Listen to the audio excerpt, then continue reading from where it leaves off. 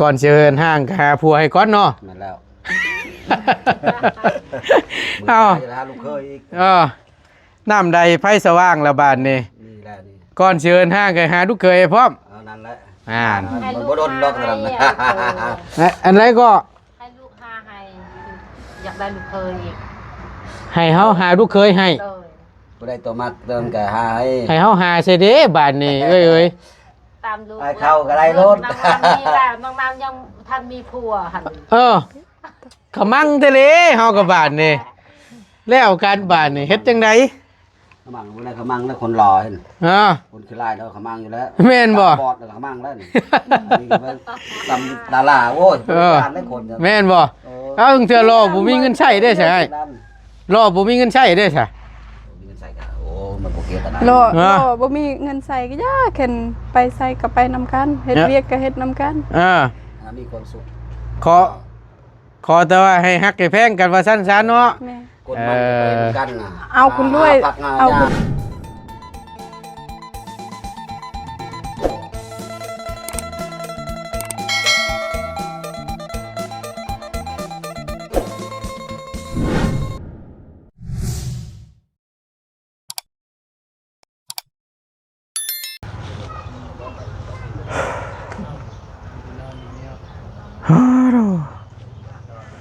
เอากระถอดหายใจฟู่พี่น้องเนาะ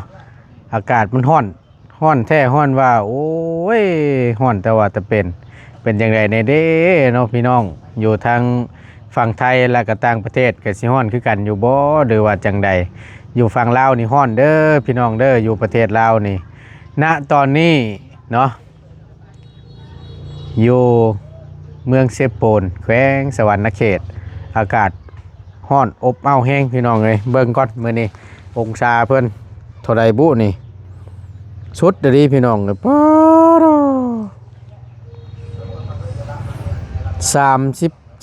36 37องศาพี่น้องความร้อนเนาะขณะนี้ก็เป็นเวลา12 โมงพี่น้องเนาะก็ถือว่าพอสมควรพี่น้องไอ้ความร้อนนี่โอ้ยถ้าว่าบ่ายโมงลงไปนี่จักว่าสินักกว่าเก่าประจักษ์สุดๆดีพี่น้องเอ้ยเอาจังใดก็ขอให้พ่อแม่พี่น้องหรือว่า FC เบิดทุกท่านเนาะก็จงดูแลรักษาสุขภาพนำเด้อพี่น้องเด้อทั้งบ่ตูนก็เป็นห่วงเป็นใยเนาะเอาก่อนอื่นพี่น้องเอ้ยกราบสบายดีและสวัสดีครั้งนึงเด้อพี่น้องสบายดีเบิดสู่คู่สู่คน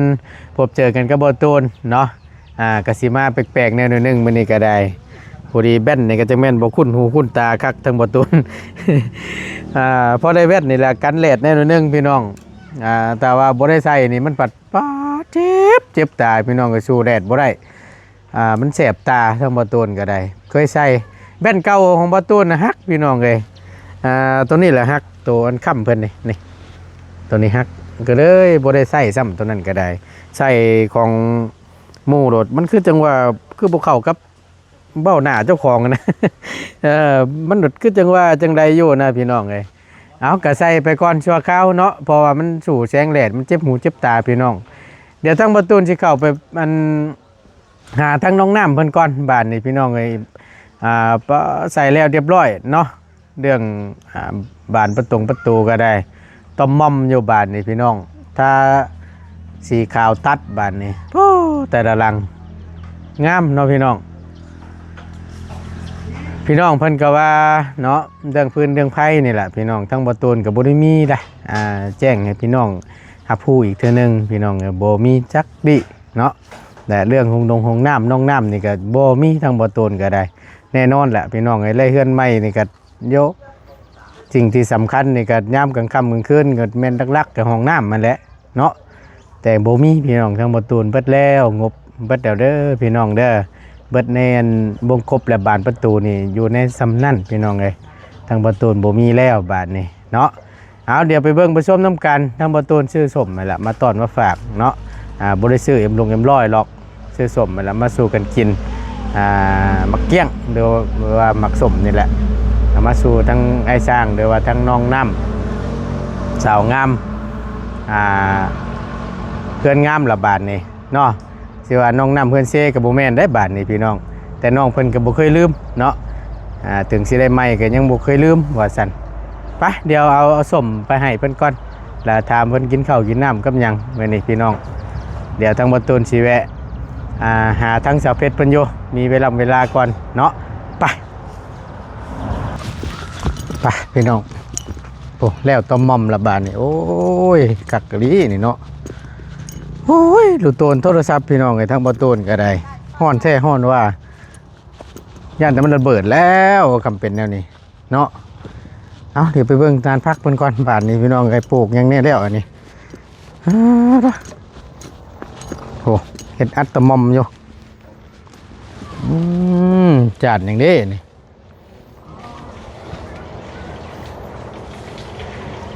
ผักบัวหัวหอมแล้วเนาะกันไว้ยัดไก่เข้าไปสะไปเคลียร์ว่าซั่นไปเดี๋ยวขึ้นไปเบิ่งไปชมน้ำกันพี่น้องเลยตาสีขาวตัดเฮ็ดตะม่อมอยู่คักกะลีนี่งามโอ้มาแล้ว ไม่ยั้งกันนั่น ปุ๊โคบลง เฮ้อ ตำม่วงนะประตูน โอ้คักแล้วสบายดีกินตำมะม่วง ด้วย ว่าเด้อเคยสีมือน้องน้ำบ่ ด้วยสีมือน้องแนบ เอ้าคักแล้วฉันใช้เบิ่งหันนี่ ด้วย อันนั้นบ่พริกที่ใส่นะเฮ้ย ใช่แล้วแหละ บ่ ตัวนี้สีมาเฮ็ดเจียวจ้ำเพิ่นน่ะ โอ้ย โอ้ยเป็นตาสีแสบแท้นี่ นั่นแหละมันจังแซ่บเชื่อข่อยโดด บ่ไหวแล้วค่อย เจ้าใส่หยังก็นี่ห้องกากโดดเมื่อกี้น่ะ ใส่หลายแซ่บหลาย แสดงว่าน้องเพิ่นชื่อข่อยบอกจ้ะ จนเบิดแล้วโอ้โห ว่า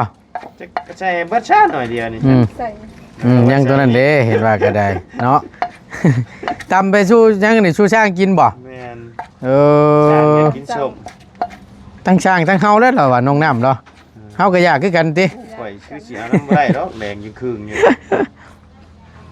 นะก็ น้ำลายแตกน้ำเลยข่อย ขาดยังน้องถ้าง่ายเบิ่งนี่คงสิเป็นเกลือละกับหมูมีบ่ปลาเล็กนะ บ่มี หมูมี หมดเลย เบิ่นแล้วไอ้ บ่มีหรือบ่ตั้งบ่ใช้หรือว่าสูตรแน่นี่บ่ ไปได้อีกโน่นเอามามันง่ายกัน อยู่ไส เกลือแล้ว บ่เป็นหยังบ่เป็นหยังแต่ว่ามันยังจางเลยจังค่อยใส่อีกก็ได้ ตัก เนาะ แล้วก็เพิ่มน้ำบ่นี่นะ บ่ต้องใส่ก็ได้ บ่ต้องใช้ อืม ก็เห็นในทั้งน้องชายเพิ่นน่ะคือว่าใส่น้ำนะ เอามันฉูดไปฉูดมันเด้ ใส่สูตรมันบ่ แม่นฮะเดี๋ยวขึ้นเบิ่งเทิงๆก็ได้บ่ได้เด้อเป็นอะไรก็ได้เนาะแล้วเรียบร้อยแล้วจักเนาะ ดีเด้อ โดยสบายดีพี่น้องเอ้ยไปผู้ใดช่างอันกำลังถ่ายอยู่น้อยเนาะกำลังถ่ายกินอยู่เนาะพักเที่ยงผู้ดีทั้งนี้ก็ได้ปัดโธฮึบเอ้ย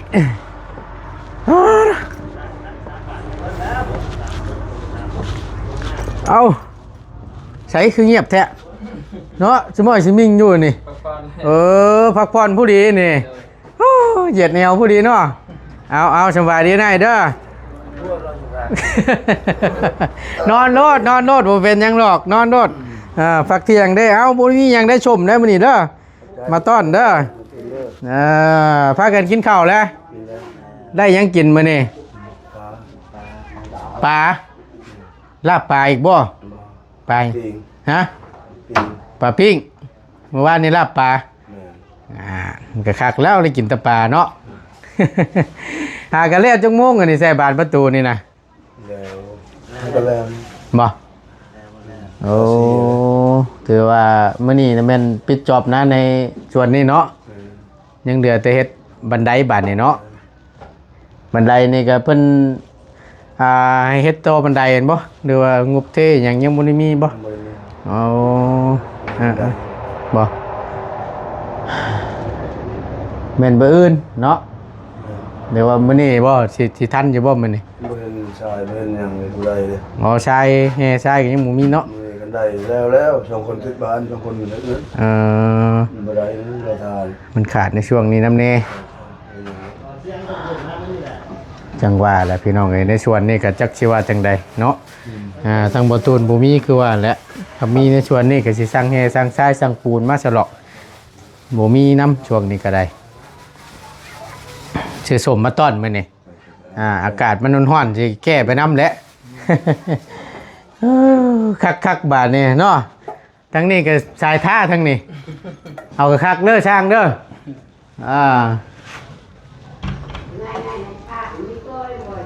นี่สีขาวตัดรถคักจะแทะเนาะพุ่งได้พี่น้องเลยถ้านี่เป็นสีไหมถ้านี่น้องน้ำเอ้ยย่ำได้สิแล้วนะยังบ่แล้วอยู่บ่โอ้ยเนาะเบิ่งขออนุญาตเบิ่งหน่อยเด้อเข้าไปเบิ่งในห้องก่อนพี่น้องเลยคักจะแทะอันนี้ครับเฮ้ยบัดเท่านี้พี่น้องก่อนบนล่างเลย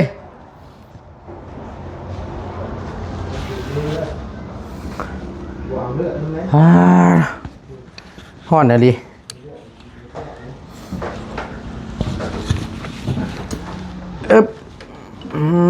ปุดลงมาพี่บาทนี่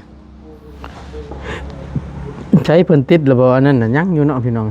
ตัวข้ามบานประตูนี่ยังอยู่ยังไม่ได้ติดครับทาสี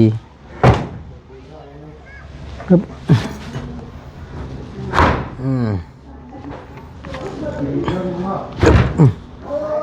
ฟิตแน่หน่อยนึงเนาะเผื่อไม่มันเหี่ยวเบิ่งว่าพี่น้องไงขนาดว่า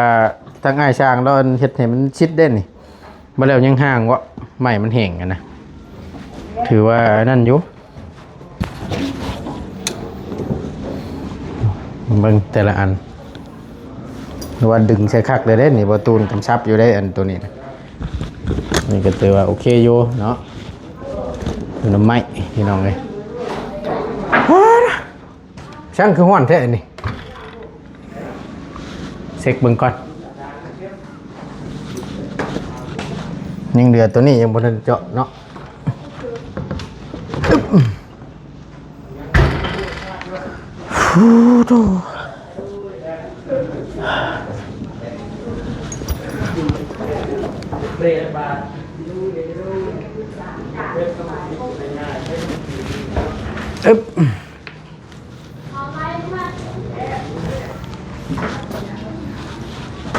มีไฟเข่านี่ก็โอเคแล้วนี่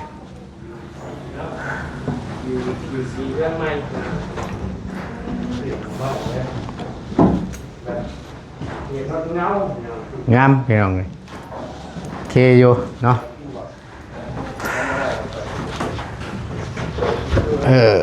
พอดีปุดออกมาทางนี้ก็วิวช่อง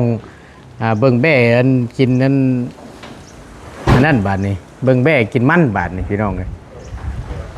พัดเนี่ยโอ้ยเย็นแท้ๆบาทนี่พอไว้พี่น้องเลยอากาศอุณหภูมิขอโทษขออภัยหลายๆเด้อพี่น้องเด้อทั้งประตูนก็ได้ลงคลิปช้าในนึงผู้ดีจิแหละพี่น้องวาสิท่าย่ำใดก็เป็นห่วงโทรศัพท์ทั้งประตูนก็จักมันสิระเบิดเทย่ำใดขนาดพี่น้องฮ้อนแท้ฮ้อนว่าเนาะสุดๆล่ะแม่ฮะไว้ก่อนจ้ะข่อยบ่ไว้ข่อยโก้ยอมแล้วทำมาแน่นี่แดงกินเครื่องอยู่ไม่เคยกินแบบก็เบิ้งหันไปเบิ้งด้วยนะหวานตัวไหนตัวนั้นหวานไว้ตัวนี้ดิส้มกันส้มเผ็ดไรบ่ขาดยังเคยคือจังว่าเผ็ดแท้ๆจังว่าจางเกลือประจักนะช่วงวะเด้อตั้งเงินได้สร้างเข้าก็ได้เนาะยังแม่นหายากม่วงทั้งนี้เนาะ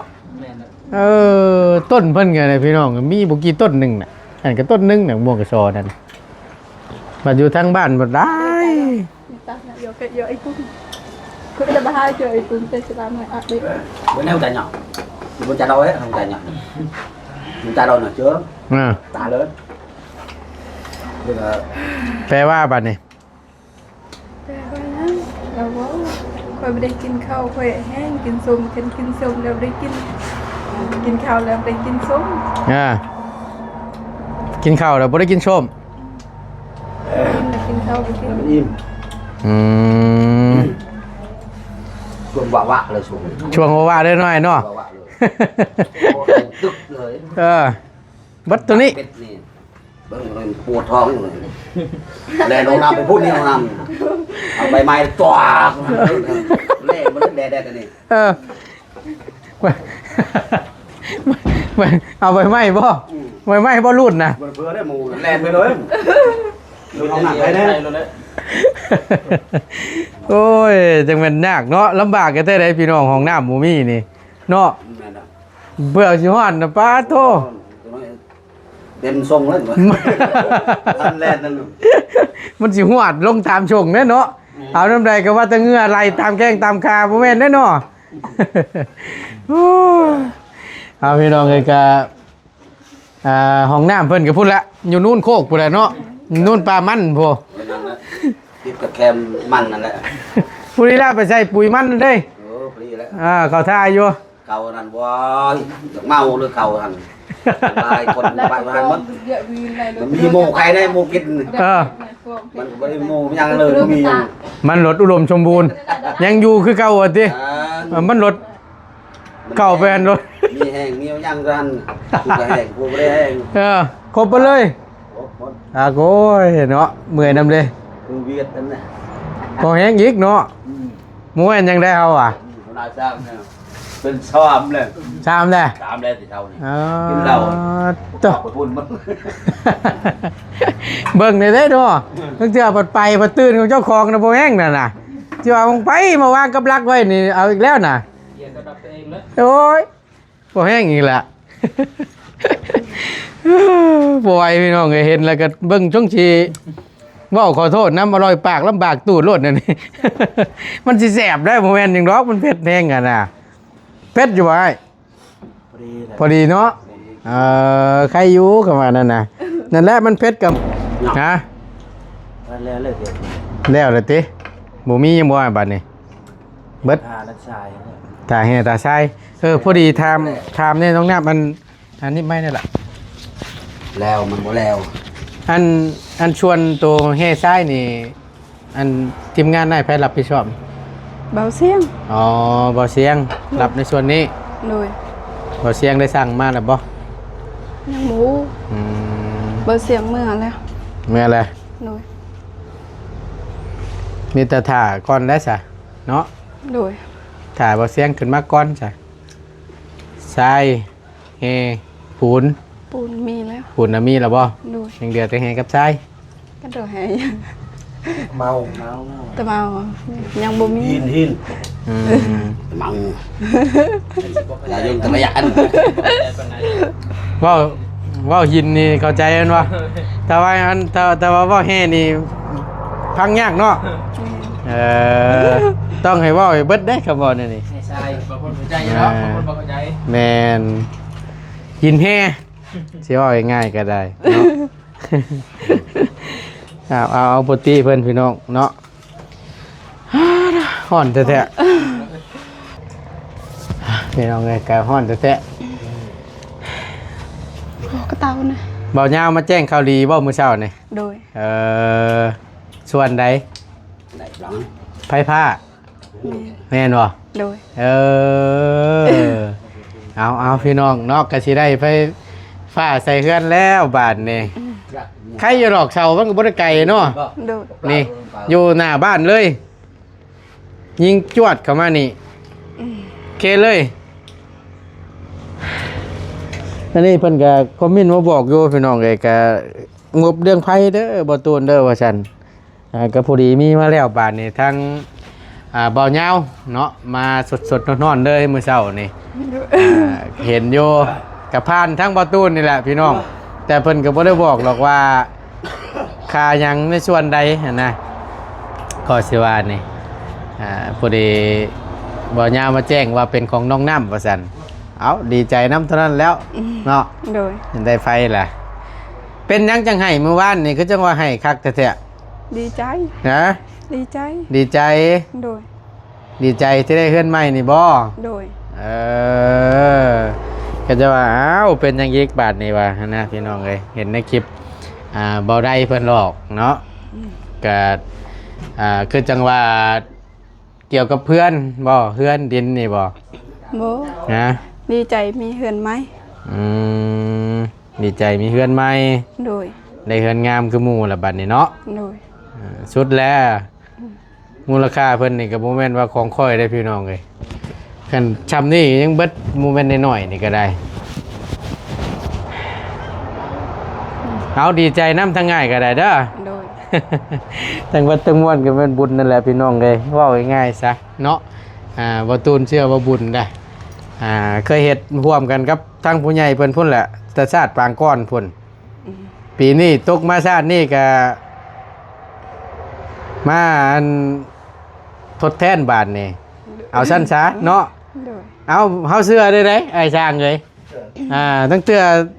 นำเสนอคือกันแต่ว่าบางท่านเพิ่นก็บ่ได้รับการช่วยเหลือหั่นนะอันนี้ก็ได้ว่าเป็นบุญและพลอยมานำเอาก็ได้ดีใจนำบาดนี่โอ้บ่ไหวแล้วไอ้ช่างเอ้ยอยู่ได้อยู่บ่อันนี้ก็ได้โอ้ไปบาดนี้ไป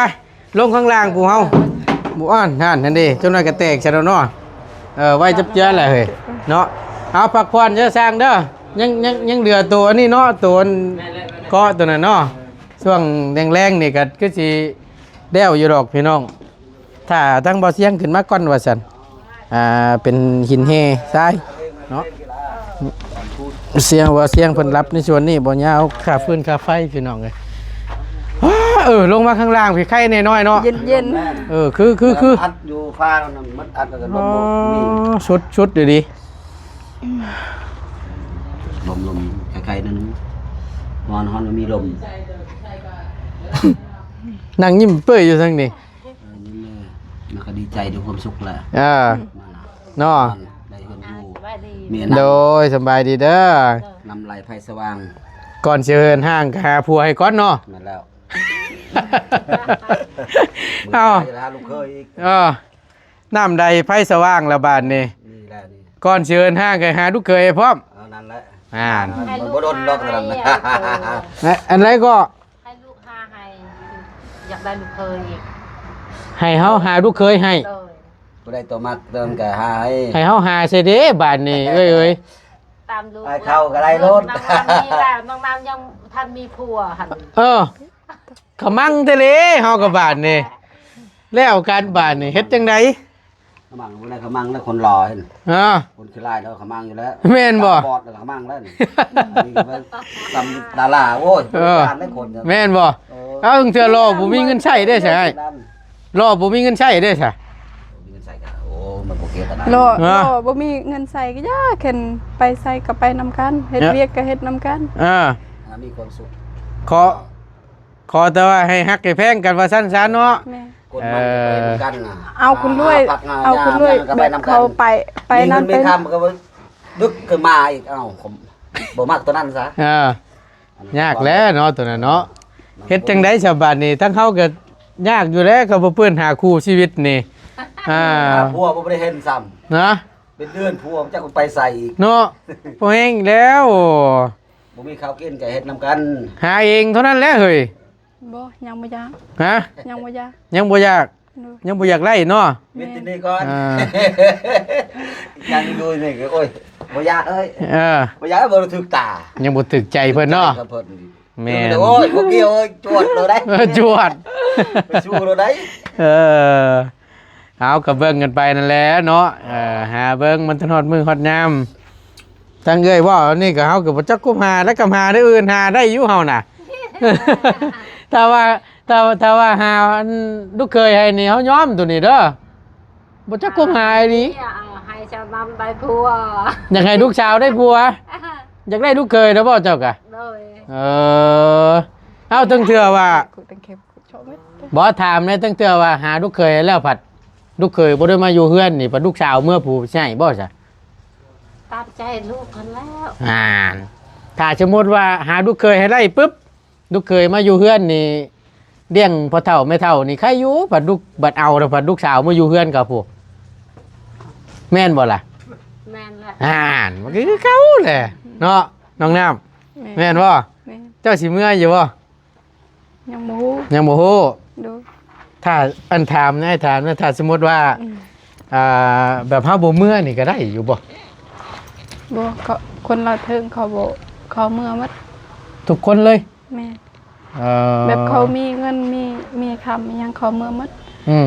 เพิ่นเข้ามาสู่เมียนี่เขาแบบเขาบ่มีอยู่เฮือน อยู่กันเมีย อยู่เฮือนพัวนั้นบ่มีมีหยังก็บ่มีแบบเขามา เขาอยากไปขอเมียบ่มีเงินแต่เขามาสู่เมีย อ๋อ แบบนั้น คนเราเทิง มันก็อิงตามว่าชั้นช้านี่เนาะ แม่ อิงตามได้แต่ผู้มีผู้บ่มี แม่ อืมเอาง่ายๆถ้าสมมุติว่ามีผู้บ่าวคนหนึงสิมาเอาน้องนี่ แต่ว่าทั้งผู้บ่าวนี่บ่มีเงินมีคำและเพิ่นมาเอาแล้วมาอยู่เพื่อนน้องนี่ก็ได้คือกันบ่ ได้อยู่ ได้อยู่แปลว่าน้องนี่บ่ต้องมีเงินผัวนะ ได้ แปลว่าทั้งนั้นมันบ่มีได้ซะ ได้อยู่ ได้อยู่เนาะ เข็นพัวอยากอยู่ก็อยู่ได้อยู่เข็นคนใดเฮามักนั่น อืม เข็นคนใดบ่มักบ่ บ่ แม่ เอ คนใดบ่มัก บ่แล้ว เขาอยากอยู่เฮือนก็บ่มัก บ่แล้วก็เป็นบางคนว่าสั้นช้าเนาะ แม่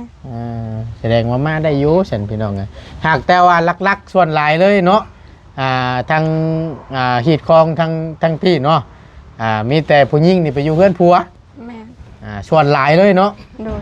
ผู้หญิงไปอยู่เพื่อนผัว แตกต่างกันครับทางบ้าน อยู่ทางบ้านนี่มีแต่ผัวนี่ไปอยู่เพื่อนเมียคือไอ้ายนี่ก็เป็นเคยชู้นี่ก็ได้ โดย ไปอยู่เพื่อนเมียเพื่อนผู้เฒ่าไม่เท่าองเสียนะ โดย อ่า ต่าง คือ กัน แม่นนั่นแหละเพิ่นนั้นเรียกลูกสาวนั่นถึก แต่งแล้วก็เมื่อเฮือน แม่นล่ะผูกคอโตอแขนแล้วก็เป็นคนละอยู่เฮือนผู้เฒ่าไม่เท่า โดย เฮาบ่มีเด้ซะ แม่ อันนี้ก็คือการอิงตามถ้าสมมุติว่าคือทั้งอ้ายมีนี่ไปเอาเมียนี่แบบเอาเมียมาเฮือนน่ะนะก็เพิ่นสิเว้าแพงแน่หน่อยนึงเรื่องค่ารองค่าสินสอดก็ได้ อันนั้นก็ได้คือกันนักส่วนหลายนั่นมีแต่ผู้ชายเมื่ออยู่เพื่อนเมียเป็นเคยสู้จังซี่นะเมื่ออยู่น้ำแมนพอเฒ่าไม่เฒ่าเนาะตู้เป็นเคยสู้ส่วนหลาย โอ้ย อยู่ทั้งพี่บัดผู้หญิงไปอยู่นำเนาะ แม่มีแต่ผู้หญิง แตกต่างกันอยู่พี่น้องเอ้ยเอาสิอยู่ใส่ก็คอยฮักให้แพงกันเนาะสิร่ำสิรวยสิจนจังใดก็ คอยยังบ่มีอย่าเว้าแบบนั้น ฮะ คอยยังบ่มีอย่าเว้าแบบนั้น ฉันบ่ฉัน แม่อย่าเว้าคอยยังบ่มี เอาก็เว้าไว้ถ่ายแล้วเผื่อน้องมีเนาะ ยังบ่มี คำน้องมีแล้วก็อ้ายก็สิเว้าคำนี้แหละ แม่ตอนนี้ยังบ่มีอย่าเว้า บ่ แม่ บ่มีดีบ่ บ่มีเลย บ่ แม่ บ่เป็นผู้แทรกผู้สาวสิบ่มีผู้เว้ามาแอนมาล้ม บ่มี อย่าได้บ่แม่นชาวน้ำเพิ่นเชได้บาดนี่ชาวน้ำเพื่อนงามได้บาดนี่ บ่ ยังบ่มีอยู่บ่ ยังบ่มี บ่แม่นเพิ่นร้อยเฮือนแล้วประจักษ์ บ่ยังบ่มีเอาได้ตัว บ่ได้ตัวใครอยู่สัน โอ้ยเดี๋ยวก็มีแล้วบ่ยากหรอกเนาะ ไผสิมักขี้ร้าย ฮะ ไผสิมักขี้ร้าย คนขี้ได้ แม่ บ่มีผู้มักอย่าว่าจังซั่นเนาะเห็นว่าก็ได้ไปสิเป็นแนมเพชรเนื้อคู่มึงเถื่อมาบ่ทันฮอดก็มี บ่มีเขามักหรอก บอก ฮะ ลูกชู้บ่หรือเอาเมื่อ น่ะไปจนมุด เฮานะ เป็นเคยชู้เมื่ออยู่เฮือนเมียเฮานั่น เออ เฮาบ่ได้เอาเมียมาเฮือน มีแต่เฮานี่ไปอยู่เฮือนพ่อเฒ่าแม่เฒ่านะแล้วก็ไปออกเฮือนตั้งอยู่พุ่นบ่ได้อยู่ดอกในเฮือนพ่อเฒ่าก็ได้เฮือนพ่อเฒ่าอีกหลังนึงเฮือนเฮาอีกหลังนึงนะอยู่ต่างหากเฮานะสำบายแต่ว่าพ่อเฒ่าแม่เฒ่าก็บ่ได้อยู่แล้วเดี๋ยวนี้เสียแล้ว เออ ล่มหายตายจากแล้วยังเดือแต่ป้ากับน้อง อยู่ณตอนนี้นะ อันนี้ลาวคอยคนชู้ เคยสู้ส่วนไหน เทอรี่เนี่ยบอกคนชู้เอาแต่งมือ แต่งมาเลย เออ ชื่อว่าง่ายๆนี่คำว่าผู้ชายคำว่าได้ลูกผู้ชายนี่จะได้เปรียบตรงที่ว่าเอาลูกไผ่มาเฮือนนี่เนาะ แม่น ถ้าว่าได้ลูกชาวนี่ผู้แห้งสิไปอยู่น้ำผัวเบิดเนาะขาดทุนตัวนี้ โอ้ยคือทั้งน้ำนี่คือกันนี่ส่วนลายนี่ก็สิเอาเลยเมื่อเฮือนผัวพุ่นแล้วนี่ แม่น เนาะถ้าสมมติว่าได้ผัวแล้ว อันเฮือนหลังนี่เฮ็ดได้บาดนี่ ให้แม่พ่อ ให้ อยู่ ให้พ่อกับแม่อยู่ แม่ เจ้าก็แม่นเมื่ออยู่พุ่น แม่ อยู่กันลูกกันผัวพุ่นเนาะ โดย อื ได้ ม เป็นมา อืม แต่งเมื่อแต่เมื่อ โดย แต่งขึ้นชูก็ขึ้นชู อิงตามเนาะ เออ คุยกันช้าว่าชั้นเนาะ ที่ตาพื้นที่ประดาแต่ง เออโอเคสันเอาเดี๋ยวจังค่อยว่ากัน เดี๋ยวมันมาฮอดแล้วก็บินมาขึ้นนกเจ้าเด้อฉันอันว่าอันใส่แน่นนั่นเด้อใจเย็นๆเด้อทั้งเอ้ยเด้อใจเย็นได้อยู่หรอกลูกเคยเด้อ เขาว่าหยอกหนู เข้าใจเขากันว่าหยอกคือกันนั่นแหละ ก็อยู่ดีมีเองเนาะไปวันนี้พาไปเวียกไปงานต่อก่อน เดี๋ยว กิ จั น ง ข้าวกินน้ำก่อน ได้หยังช่วยให้กิน มีแต่ปลากระป๋อง ปลากระป๋อง แม่ บ่เป็นหยังดอกกินมาแล้วตั้งง่ายก็ได้ กินมี2ห่อเนี่ยตึงๆอยู่เดี๋ยวนี้ หมดเลย2ห่อ บ่ได้เหลือ คอยบ่หมดกินนะ ว่า ห่อหนึงก็บ่หมด ห่อหนึงก็บ่เบิดซ้ํแล้วกันบาทนี่เนาะ โอเคน้องไปวันนี้อยู่ดีมีเฮง โดยส โด บายดี ยโดยมาอันเอาตึมไม้มานี่ฮ้อนแท้ๆพี่น้องโอ้ยเนาะมาจากทางไหนบ้านนี่ล่ะมาตะลินโอ้ยคือดินเป็นแท้หืมบ่เออโดยสำบายดีเนาะอันนี้หมู่บ่นี่บ่เฮ้ยพากันเฮียนอยู่บ่โอเคพี่น้องไอ้ตั้งว่าต้นก็สิได้ลำลาและขอจบคลิปลงไว้เพียงสำนี้ก่อนขอบคุณในไลน์พ่อแม่พี่น้องที่เขามาเป็นกำลังใจและติดตามมึงคลิปโดยบ่ข้ามโฆษณาเนาะสำหรับคลิปนี้บ่ต้นลาไปก่อนพี่น้องอยู่ดีมีเฮงเบิดทุกผู้ทุกคนสบายดีเด้อพี่น้อง